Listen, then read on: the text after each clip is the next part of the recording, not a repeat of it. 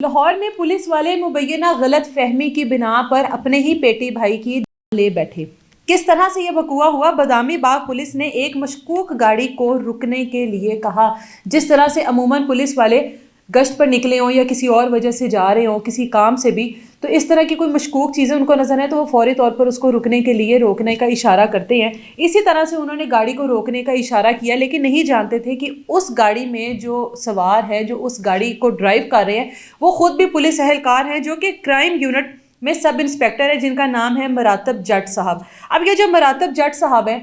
یہ نارووال کے رہائشی اور اپنے ابائی گھر سے ہی یہ واپس آ رہے تھے جب ان کو دوسری گاڑی نے رکنے کا اشارہ کیا۔ جیسے ہی ان کو لگا کہ کوئی گاڑی مجھے روکنے کا اشارہ کر رہی ہے اور اوورٹیک کرنے کی بھی کوشش کر رہی ہے، تو مراتب صاحب نے فوری طور پر گاڑی کی رفتار تیز کر لی۔ ان کو لگا کہ شاید یہ کوئی ڈاکو ہیں اور کوئی نہ کوئی واردات ڈالنا چاہتے ہیں، اور اس طرح سے ہوتا بھی ہے کہ رات کا وقت ہو اور اس طرح سے آپ کہیں سے آ رہے ہو تو جو ڈاکو ہیں وہ اسی طرح سے واردات ڈالتے ہیں، یا تو آپ کو اوورٹیک کرتے ہیں یا آپ کے آگے تیز رفتار کر کے گاڑی آپ کے آگے لے آتے ہیں، یا کوئی اور بہانہ اس طرح سے کرتے ہیں کہ کسی نہ کسی طریقے سے آپ کی گاڑی کی رفتار بھی کم ہو اور آپ رکیں بھی۔ لیکن کیونکہ دونوں ہی طرف پولیس اہلکار تھے اور دونوں جو ہیں ان کے دماغ میں فوری طور پر ایک ہی بات کلک ہوئی کہ ڈاکو ہیں۔ اب جو مراتب جٹ صاحب ہے وہ سمجھ رہے تھے کہ دوسری گاڑی میں جو لوگ ہمیں روکنے کی کوشش کر رہے ہیں وہ ڈاکو ہیں، اور جو دوسری گاڑی میں پولیس اہلکار بادامی باغ کے موجود ہیں وہ سمجھ رہے ہیں کہ اس گاڑی میں ڈاکو ہیں۔ اب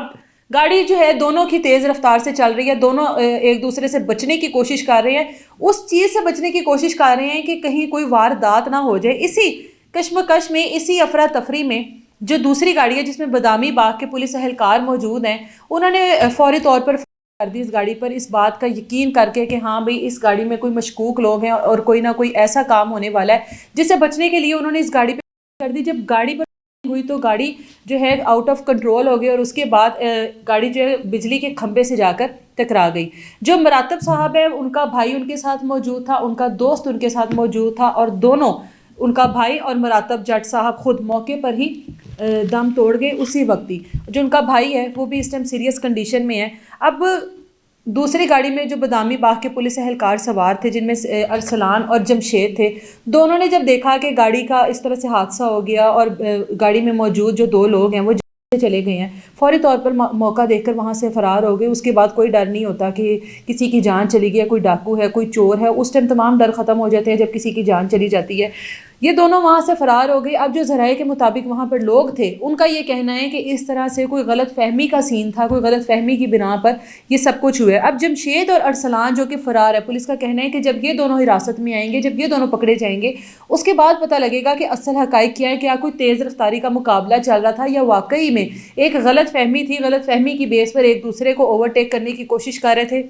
یا ایک دوسرے کو روکنے کی کوشش کر رہے تھے، ایک دوسرے کو ڈاکو سمجھ رہے تھے کہ ہمارے ساتھ کوئی واردات نہ ہو جائے، اور صرف اس غلط فہمی کے چکروں میں دو انسانی جانیں جو ہیں ان کا ضیاع ہوا ہے۔ اب یہ ارسلان اور جمشید جب پولیس کی حراست میں آئیں گے تو مزید حقائق کھلیں گے اس بارے میں کہ اصل میں وقوع کیا تھا، کیوں ایک دوسرے کو روکنے کی کوشش کی جا رہی تھی، کیوں غلط فہمی کی بنا پر ایک دوسرے کو ڈاکو سمجھ رہے تھے، ایسی کون سی ایسی چیزیں ہوئی تھی جن کی وجہ سے دونوں گاڑیوں میں سوار پولیس اہلکار کو ایک دوسرے پہ شک ہوا کہ یہ ڈاکو ہیں۔ اجازت دیں مجھے، اللہ حافظ۔